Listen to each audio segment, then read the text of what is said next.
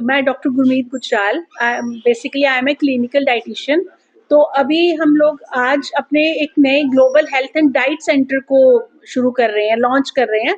तो इसका global health and diet centre का क्या पर्पस रहेगा? इसका पर्पस रहेगा लोगों में अवेयरनेस देना, लोगों में वो डाइट के बारे में, कैसा फूड लेना है, किस तरह से अगर हम अपने डे टू डे रूटीन में फूड लेंगे तो कैसे हम हेल्दी रह सकते हैं, बजाय इसके कि पहले हम बीमार हो जाए उसके बाद हम फूड ठीक करें। इससे बेहतर रहेगा कि पहले ही हम अपने फूड को ठीक कर लें ताकि हम बीमार ही ना पड़े। तो इसके लिए हम सर्टिफिकेट कोर्सेज करवाएंगे अपने सेंटर में, जिसमें कि जैसे डायबिटीज से रिलेटेड सर्टिफिकेट कोर्सेज होंगे, पीसीओडी से रिलेटेड, ओबेसिटी से होंगे, वेट लॉस से होंगे, ताकि आपको इतनी अवेयरनेस हो जाए कि आपने क्या खाना है, क्या क्या नहीं खाना।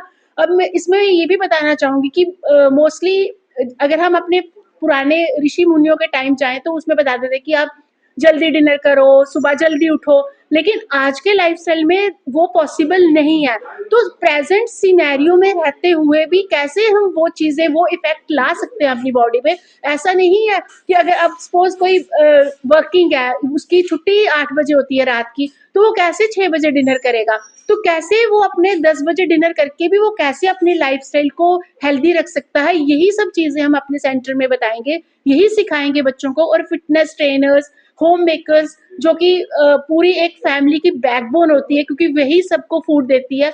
अगर उसे पता चल जाएगा कि कैसे मैं अपनी फैमिली के लिए फूड प्लान करूँ, तो बड़े कम समय में हमारा जो स्टेट है वो एक हेल्दीएस्ट स्टेट के रूप में उभर के आ सकती है। मेंटल हेल्थ के बारे में हर कोई बात करता है, लेकिन फिजिकल हेल्थ के बारे में हम बड़ी कम बात करते हैं। फिजिकल हेल्थ के बारे में तभी बात होती है जब हमें कोई प्रॉब्लम होती है या कोई हेल्थ इशू होता है। तो अगर आपको अपनी फिजिकल हेल्थ अगर आप ठीक रखोगे तभी आप अपनी मेंटल हेल्थ ठीक रख सकते हो। तो प्लीज पहले अपनी फिजिकल हेल्थ पे काम करिए, उसके बाद बाकी सारी हेल्थ आती है आपकी। मैम एक और मेरा सवाल रहेगा, जैसे कि आजकल जो पानी है वो प्लास्टिक की बोतल में आ रहा है और आपने कांच की बोतल में लिया, तो क्या राय है, तो क्या फायदा है इसका? ये तो मुझे लगता है कि ये तो एक अवेयरनेस है। और प्लास्टिक की में क्या होता है, कार्सिनोजेंस जो होते हैं वो रिलीज होते हैं जब हम उसको, क्योंकि वो वन टाइम यूज होता है, जब हम उसे प्रेस करते हैं तो उसमें से छोटे छोटे माइक्रो प्लास्टिक उसमें रिलीज हो जाता है पानी में। तो जिसकी वजह से वो अनसेफ रहता है हमारे हमें कंज्यूम करने के लिए। तो इसलिए जो कांच होती है, इट्स द सेफेस्ट मीडियम होता है कोई भी चीज को, प्रोडक्ट को स्टोर करने में। इसमें ना तो ये अपना ये कुछ भी उसमें नहीं छोड़ता, कोई भी प्रोडक्ट अगर इसमें आप सेफ उसमें डालोगे या उसमें प्रिजर्व करोगे। तो इसीलिए हम कोशिश करते हैं कि प्लास्टिक फ्री रहें। आजकल तो पॉलीथीन पे भी, जैसे बैग्स के ऊपर भी बैन हो गया हुआ कि वो नहीं यूज करने। तो यही सारी जो छोटी छोटी अवेयरनेस है जो डे टू डे लाइफ में हम यूज करते हैं, यही हम सब वहाँ पे भी बताएंगे। तो आज की लाइफ में फिट कैसे रहा जाए, क्योंकि आजकल की जो लाइफ है काफी बिजी है, लोग ऑफिस में जाते हैं, ग्राउंड से काफी ज्यादा दूर है, फोन पे ज्यादा आ चुके हैं, तो किस तरह अपने आप को फिट रखा जाएगा?